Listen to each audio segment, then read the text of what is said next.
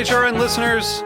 As we celebrate our 15th year, we are deepening our commitment to giving voice to the next generation of food systems storytellers, and we need your help. Our internship and fellowship programs help activate new possibilities for underrepresented and underestimated young people through experiential journalism, audio engineering, and production training. Through these unique programs, HRN helps food equity stewards build essential workforce readiness skills that expand their potential and foster economic mobility. Please consider supporting these critical programs. And with a minimum donation, you can be entered to win a dinner for two at an amazing restaurant in one of 8 cities and tickets to a concert at a great venue in one of those cities. We have incredible partners across the country who have donated, as they also share our passion for helping to educate the next generation of food systems storytellers.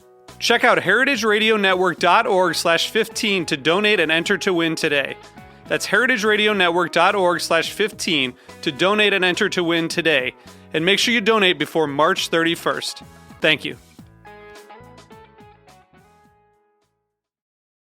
This episode is brought to you by Hearst Ranch, grass-fed beef raised on California's Central Coast. Available seasonally at select Whole Foods markets. Learn more at HearstRanch.com. You're listening to Heritage Radio Network. HRN is food radio supported by you. Learn more at heritageradionetwork.org.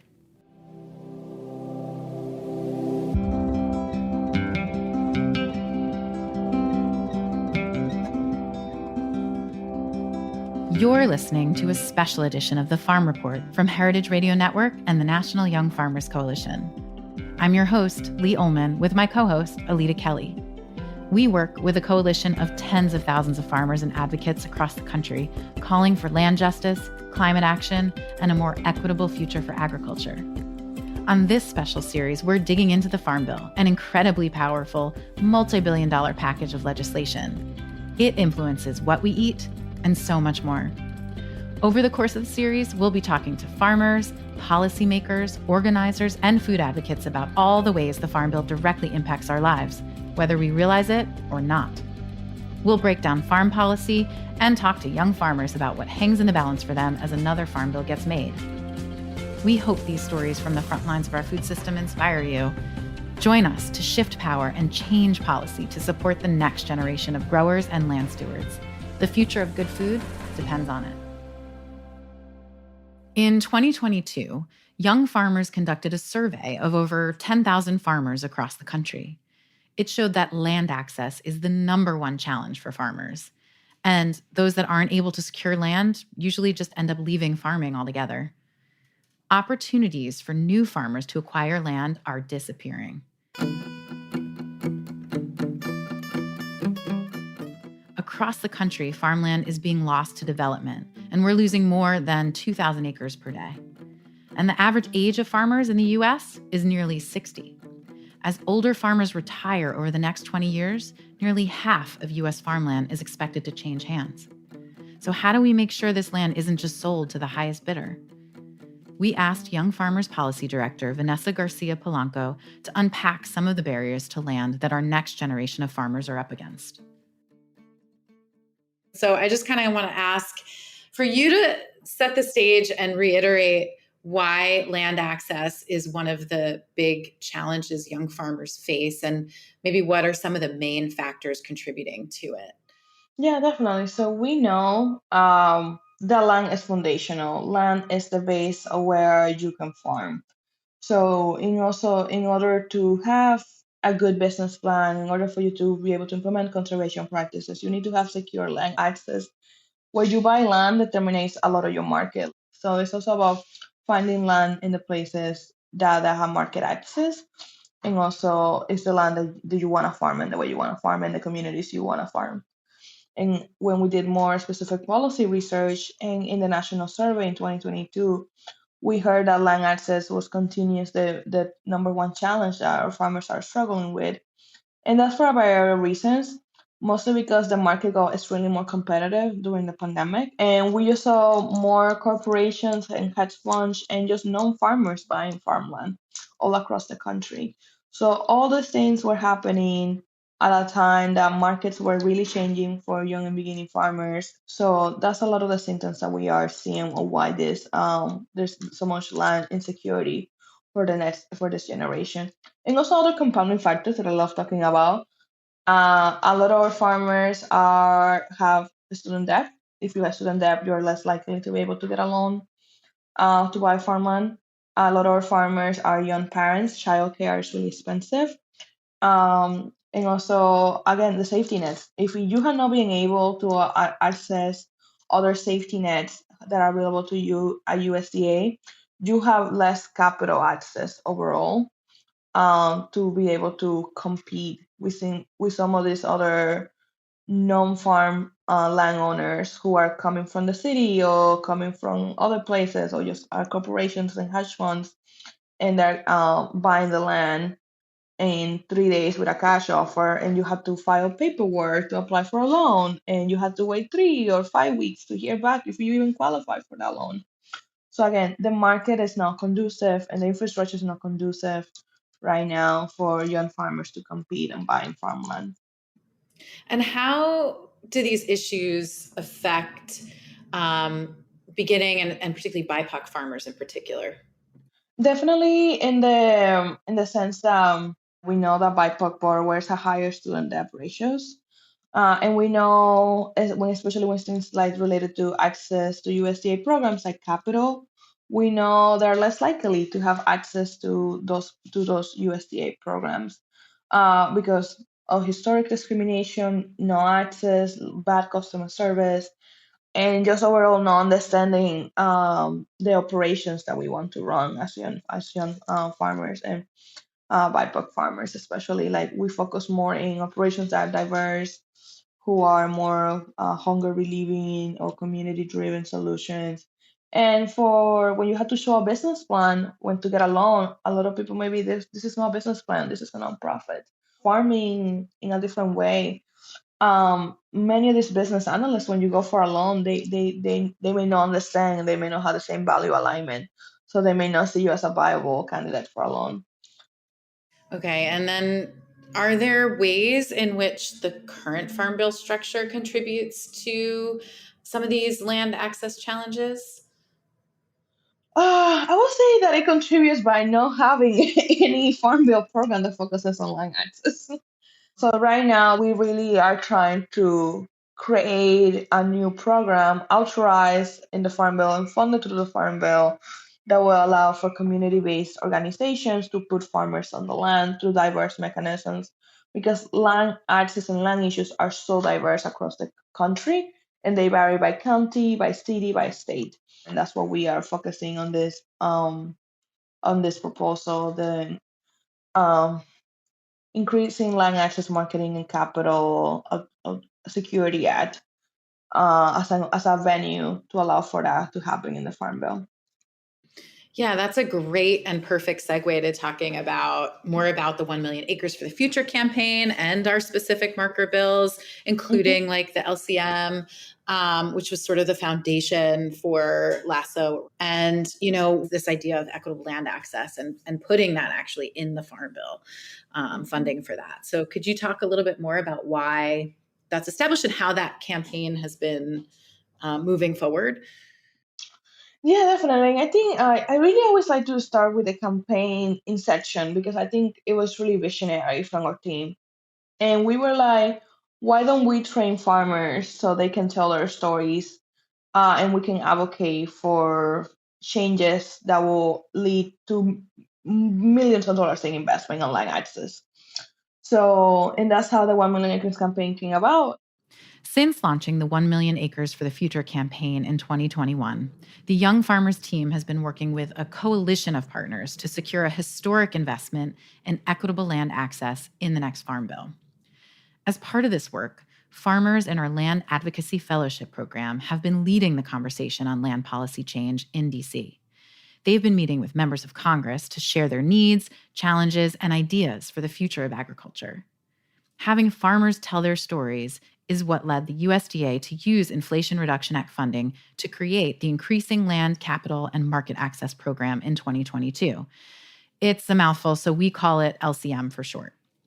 This was a pilot program that provided $300 million in federal funding to support community-led land access projects benefiting young and BIPOC farmers. But the pilot program was massively oversubscribed, meaning that many people just didn't even get funding. Plus, the funding was a one-time deal, which is one of the reasons why we're advocating for more permanent funding in the Farm Bill through the Increasing Land Access Security and Opportunities Act, or LASSO for short. Just to remind everyone, marker bills are used to show collective interest in an idea and build momentum around a proposed policy. And so the goal is to get as many members of Congress as possible to support your marker bill in the hopes that we'll get included in the final version of the Farm Bill. I asked Vanessa to talk about this process and what it's like to get members of Congress to support a marker bill. I just want to remind everyone this money goes to farmers, but it goes to a community-based organization. So many of farmers have nonprofits, and this tells you their testimony that they are not doing this for profit. They're doing this to serve their communities, to continue agrarian traditions of farming, and just to feed our communities and fight climate change. So I think that's always one of my favorite fun facts, that so many farmers have nonprofits, and we need to remember that farming is public service. Yes, supporting this cooperative farming model is really important. So we've got these marker bills, we're in these discussions, and can you just sort of outline some of the challenges of introducing a marker bill like this? Oh God. I will always remember the day the congressional office emailed me being like, yeah, we're gonna do this. And it was like February 9th. And it was just like for me, that day is bigger than the day that the bill is introduced, because it takes so much conversation, it takes so much talking, it takes so much education to a member of Congress for them to be like, yes, I'm gonna work with you, your constituents, your members, to introduce a bill. And I believe in this, and I'm gonna fight for this. So I think it's just the wildest ride to get a bill introduced. So much back and forward. It's a lot of co-writing. It's a lot of feedback. It's so many conversations about what actually this project or proposal will do. It's always grounded in what our farmers need and want. So I think for us it was a really beautiful, it's a lot of education and relationship building that only happens and is possible if your farmers are telling their stories to the members of Congress. So far right now we have 2 co-sponsors in the Senate version of the LASSO bill, and last time I checked we have 14 in the House. Since we spoke to Vanessa, we now have 3 co-sponsors in the Senate and 20 in the House. The Farm Bill extension gives us more time to get more members of Congress to sponsor the LASSO marker bill. It shows you that the more meetings, the more education, the more stories we tell our members of Congress, they will hear about these issues and they will literally go, what is a legislative proposal out there that I can fight for, that I can fight for you on this? And sometimes it's something really funny. We have sometimes members of Congress who may not even be in the agriculture committee, or they may not be experts in agriculture, but they hear from our farmers so much, and they have developed really intimate relationships with our farmers, that they feel that reciprocity and that duty to them. That sometimes I have some congressional offices that are coming to me. It's like, what can we work together on? What can I do? And that's beautiful. I love when that happens, because that means that member of Congress is being receptive and is doing their job. So, are you mostly getting positive feedback when you're walking into these offices? Like, what was Fly-In? How did that feel for you when you were there with many of our other farmers that, came from all over across the country and just had so many meetings and were right there telling their stories? How were Congress people reacting? Yeah, I think Fly-In is just a marathon. It's like 3 days of running around DC, your feet hurt. I think it's really beautiful because I, as like the DC representative, a lot of these young farmer voices, they can ignore me. A lot of 90% of my job is people ignore my emails, and that's fine. I just show up to their offices and bother them. But they cannot ignore when a farmer from their district or state is telling their story to their faces in their office. So I think it just really humanizes a lot of the education that the rest of the DC policy team does during the entire year when those farmers are not in DC. And it really pushes them out of their comfort zone to be like, okay, I need to be visiting more farms, or I need to be learning more about this. And that's all we want. Use your your duties and powers and responsibility as a member of Congress to make change. And the way you make change is introducing a marker bill and fighting for it to be included in the Farm Bill. So I think we just really want to remind folks out there who are listening to this who has struggled with land access, especially in the young farmers. I feel like every time we hear someone lost land or lost their farm or stopped farming, it's like a grief moment. And we all hold that and feel that really tight, closely into our hearts. But I want you to tell that story to the people who, by law, by responsibility and right, have the duty to change those things for you. So I just want everyone to be brave and share their stories, so they can be heard and seen by their members of Congress and elected officials in DC and back home. Beautiful. Thanks so much, Vanessa. I really appreciate you talking to us, and thanks for all your work. We'll be right back after a quick break.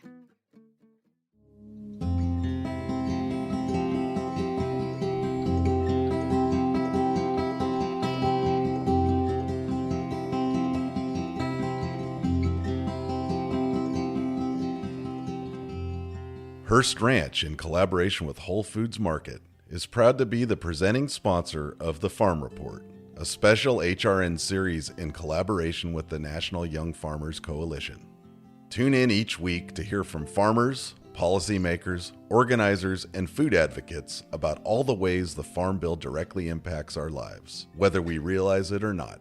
They'll break down farm policy and talk to young farmers about what hangs in the balance for them as another farm bill gets made.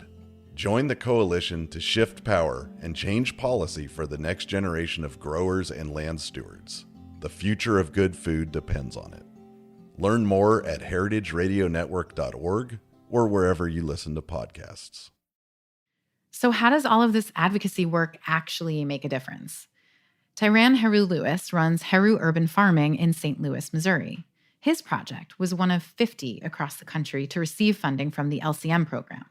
That's the pilot program we were talking about with Vanessa, which was the first of its kind to direct federal funds towards increased land access for underserved farmers. How about we get started with just telling us about how you got started in farming? Okay, so I'm a farmer here in St. Louis, Missouri. It's crazy because I never wanted to be a farmer initially. I am a fifth generational farmer. My family, long history of farmers in my family down in Paris, Texas, in Lamar County. I started off as a PE teacher and a health teacher, and then went into corporate America. And then I discovered farming. It's crazy because it actually found me. So I was vegan at the time in 2017. Not vegan anymore because I miss chicken so much. But I realized that I had a problem. So I wanted to get some fresh produce so a little background in Missouri, over 850,000 people in the St. Louis metro area don't have sustainable, healthy produce within a half mile of their community. So that's walking distance. So when I was in search for some food, it's a lot of gas stations and Family Dollars and Dollar Generals. They got a lot of processed food and things of that nature. Then I went to Midtown, went there, it's a little better. So I said, okay, let me turn this into a field trip. So I went out to the suburbs in an area called Clayton. Man, I could go in there, eyes closed, pick up something. It's good. They had samples. Like, you don't even got samples in the hood. So we had samples. So then I went further out, went to West County. And that's like, I called it the super suburbs. Man, I had people cooking live sushi and winery and all this fancy stuff. So I said, you know what? Let me do something about it. So I just started growing food in my backyard. And then I had a vision. I was a vacant lot across the street from my house. I found out about a garden lease, $5 for 5 years. Started doing that. Started off with 3 raised beds. And then, and I just, long story short, I started off with 10,000 square feet. Now I'm, got a little bit under 3 acres. And I got some workers coming in the near future from the grant I received. We do CSAs. Every 5 we sell, we donate to a family in need. We sell to a lot of local chefs around town, local grocery stores, Operation Food Search, this Metro bus that goes around with it's like a mobile farmers market. And and we do different programs for the schools. I got agriculture curriculum, so we're in the schools. We teach the curriculum, a lot of field trips. and a lot of more positive things to come in the future. So, yeah. Incredible work. So you had mentioned that you got started with 5 years for $5 Yes. doing community gardening, Yes. essentially. So that's how you got started. And can you tell us about how you transitioned from that space to where you're at today in the process? So I kind of want to go reverse a little bit. So that program is no longer available. So we had a program here in St. Louis called LRA. So LRA means for Land Reutilization Authority. So it was a program. So you can lease a vacant lot for $5 for 5 years as long as you grow food. That was awesome, right? So just earlier this year in February, it stopped. That because gentrification is here, and that's all for new development now, and you got to have a business or something like that to put on that property.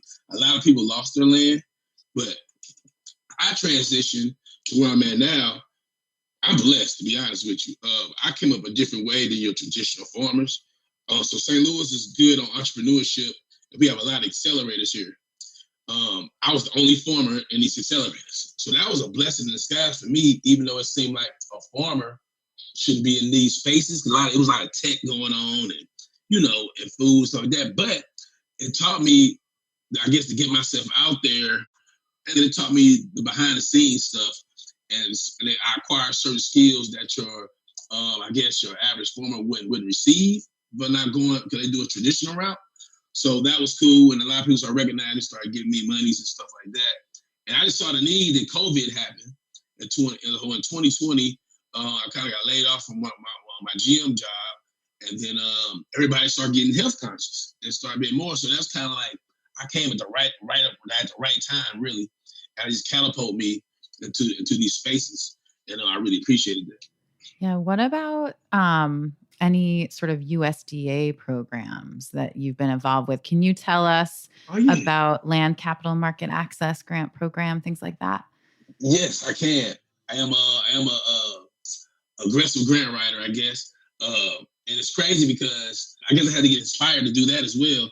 Because at first I was like, I don't know how to write grants. I'm trying to pay somebody. They was just charging too much. So my significant other was like, well, you got a master's degree. I think you're pretty smart. You might as well write it yourself. And I did it myself. The first one I wrote, I got. So that was cool.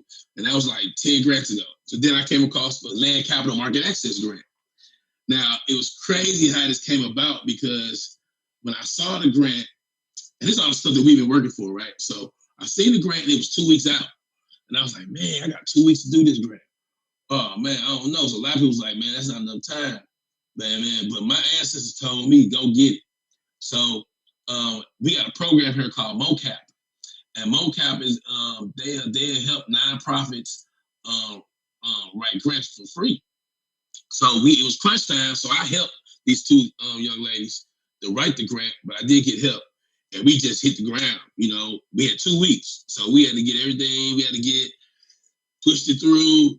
And it's crazy because I'm being humble about it, but I knew I was going to get it. I just knew it. And yeah, I got it. I'm getting excited. So I looked at it. I got so much stuff going through my head. So the land I'm under contract for, which I'm so thankful they're giving me extensions, because we don't know when the funds coming out. But I got a 214-acre property. That's in DeSoto, Missouri, which is an hour away. We got 4 stock ponds, fully, with bass, crappie, bluegill.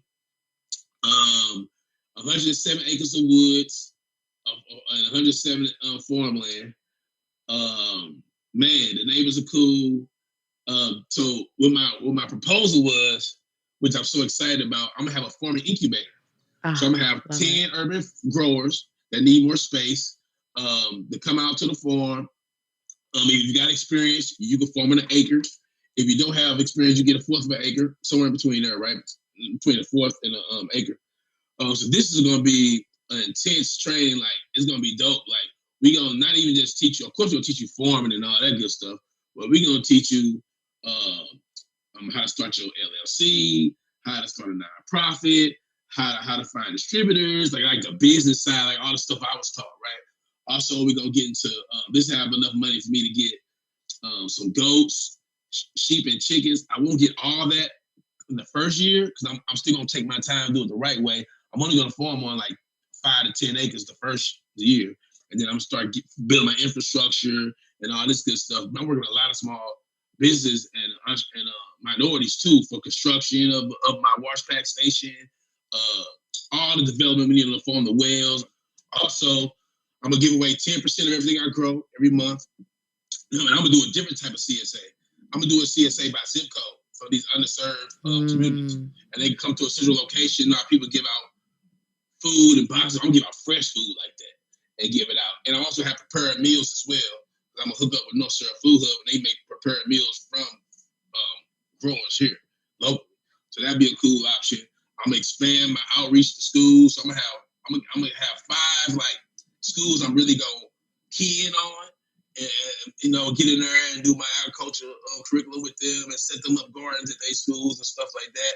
I'm gonna have enough money to hire 4 paid staff, so my little cousin will be happy now. I don't have to give him $50 a day anymore. So that's cool. And I got enough to get 3 contract workers as well.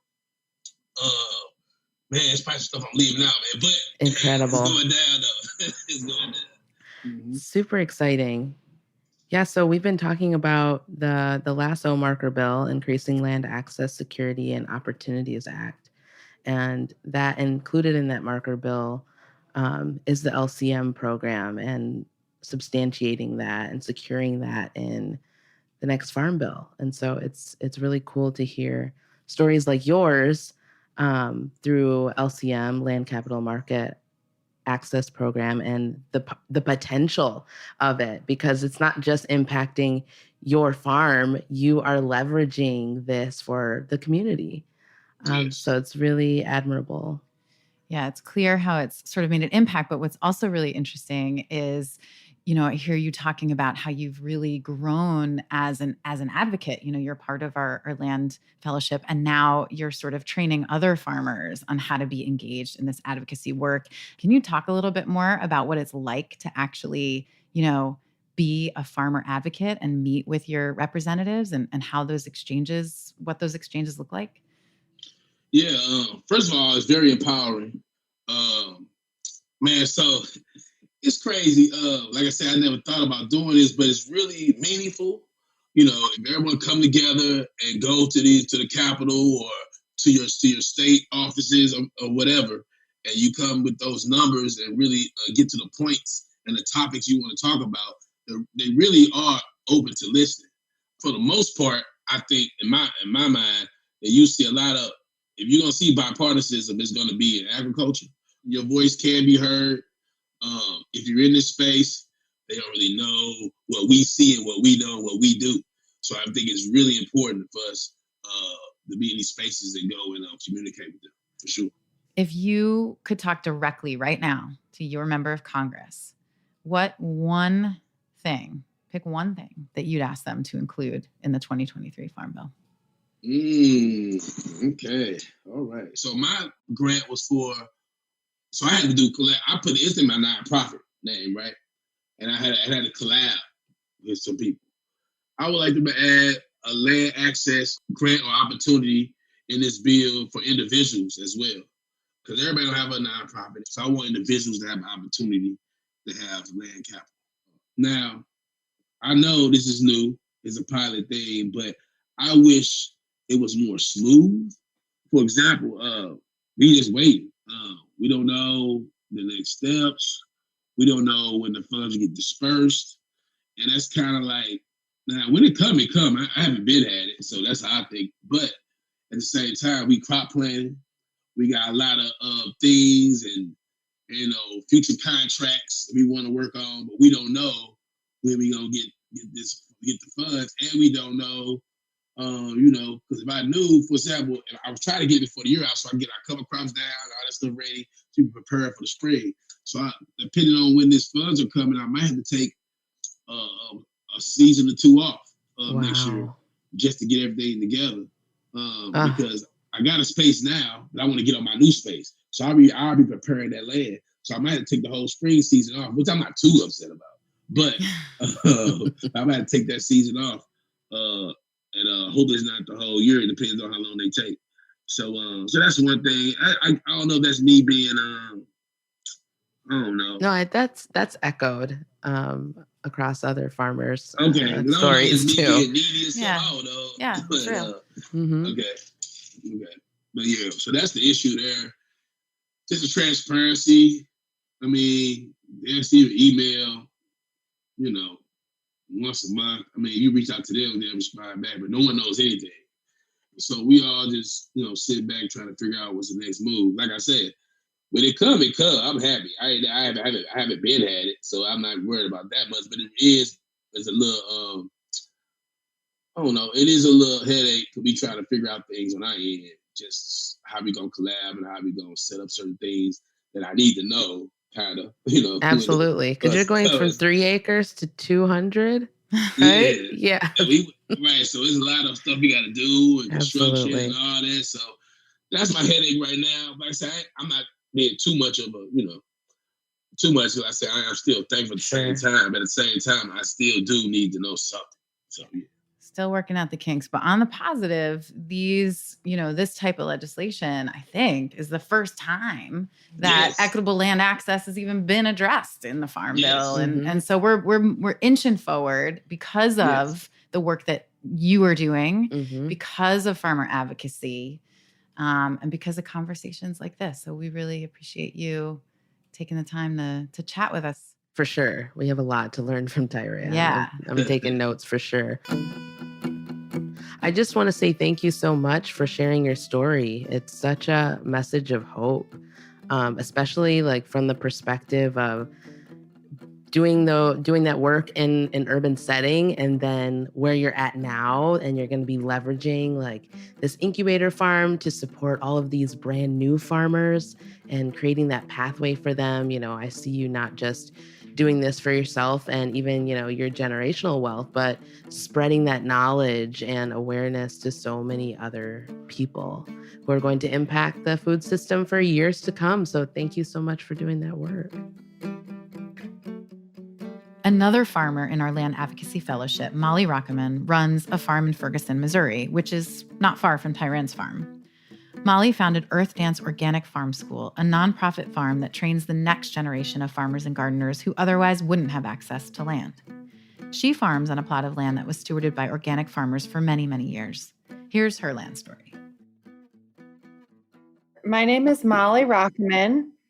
I am the founder of a nonprofit farm called Earth Dance Organic Farm School. And Earth Dance is a 14-acre oasis in the middle of a neighborhood in Ferguson, Missouri. And we exist to advance food justice. So that looks like a variety of things for us. And one of them being that we are training the next generation of farmers and gardeners in this urban setting. And we do a lot of food access programs. So it is a working farm. We grow a huge diversity of produce items, and we make those accessible to the community on a sliding scale. I do want to acknowledge that the people who originally stewarded this land were from either the Missouria, the Osage, or the Illini tribes. Sadly, we don't have a clear reference point of the timing of all of that. But we know that a lot of Indigenous people were moved through this land and spent time here. The story that we know more clearly is that the Miller family established it as a family farm in 1883. So it makes it what some consider to be the oldest organic farm west of the Mississippi, because then the third generation, actually Al and his wife Caroline, rather than going, quote unquote, the way of progress and using chemicals, swore them off and started practicing what they called biological or natural farming. And so this farm has a long history of feeding people really nutrient-dense fruits and vegetables directly into the community. So I was first introduced to this land when I was a teenager. My dad took me there just kind of on a father-daughter field trip because he thought I would like to see an organic vegetable farm.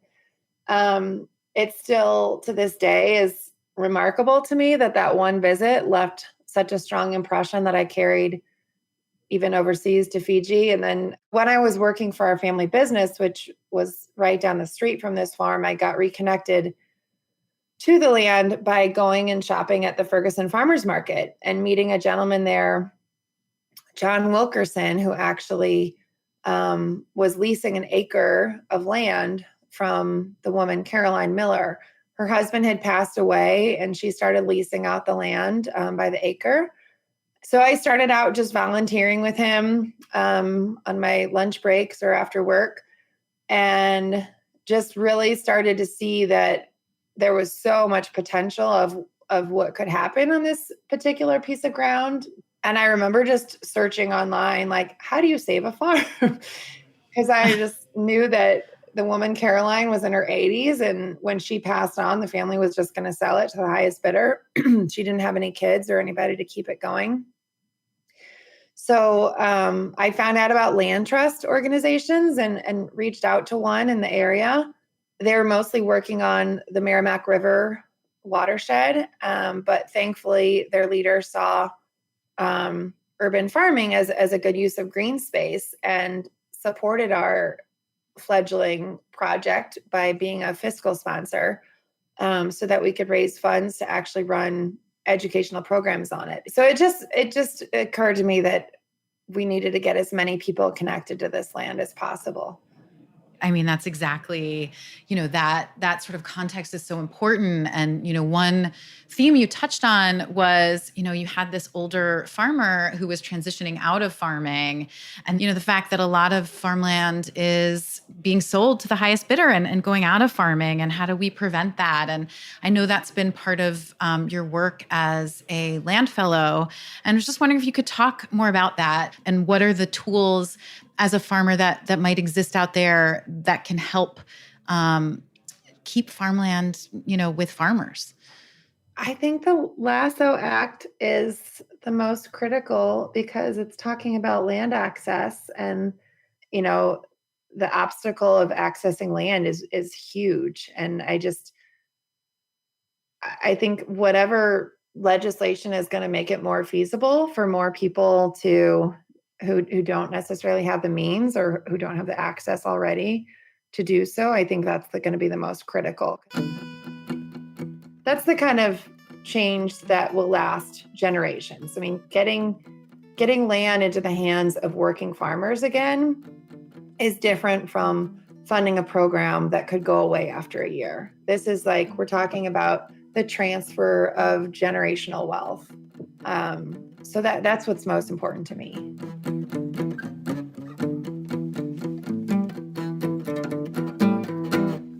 Land is deeply intertwined with all aspects of farmer success, and it doesn't just impact farmers.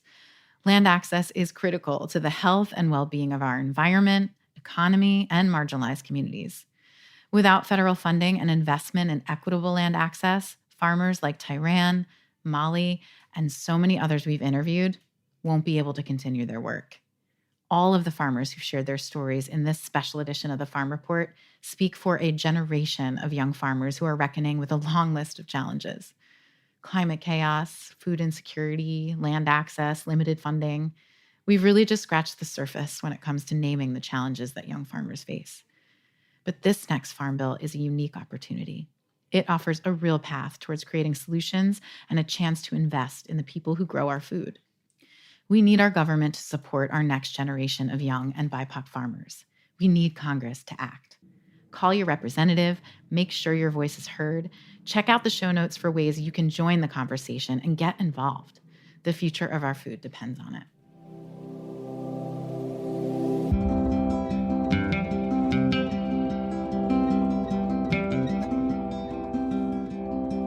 The Farm Report is hosted by Lee Ullman and Alita Kelly. We're produced by Lee Ullman, Evan Flum, and H. Conley. We're edited by Hannah Beal and H. Conley. Audio engineering is by Armin Spengen and H. Conley. Our theme music is by Breakmaster Cylinder. The National Young Farmers Coalition is shifting power and changing policy to more equitably resource our new generation of working farmers. Please make sure to rate, review, and subscribe wherever you stream your shows, and share it with someone you think would like to join the Young Farmers movement.